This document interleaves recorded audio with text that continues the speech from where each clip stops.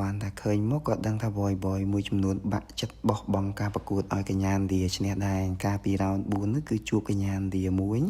ដំបូងឡើយគាត់ដាក់ profile លេបងប្អូនទាំងអស់គ្នាគាត់តែជួបខ្ញុំពឹបខ្ញុំលេងបាន 20000 ប៉ុងគាត់ដាក់ profile ខ្វាច់តែម្ដងនិយាយទៅគាត់តែកលេចឃើញថា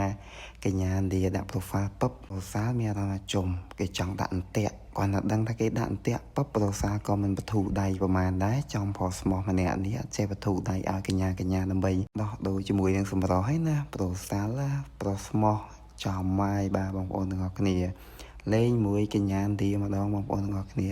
ដំបងឡាយហ្នឹងដូចជាការហ្នឹងដាក់ 100,000 ជាងទេប៉ុន្តែអ្វីដែលរៀងប្លែកបន្តិចគឺកញ្ញាឥណ្ឌាមិនបោះបង់ការប្រកួតងាយណាតែនឹងសម្រស់ប្រូសានបានក៏លទ្ធផលនៃការដាក់របស់គាត់ក៏ខ្ញុំចង់ភ្ញាក់ផ្អើលដែរហ្នឹងកញ្ញាឥណ្ឌាធ្វើការដាក់តាមទៀតណាបងប្អូនទាំងអស់គ្នា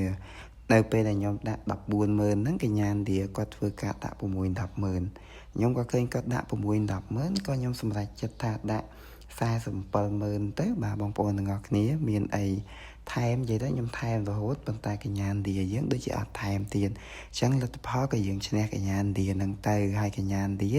ចូលរួមសោកស្ដាយផងប៉ះប្រស្មោះទេអត់បានទេ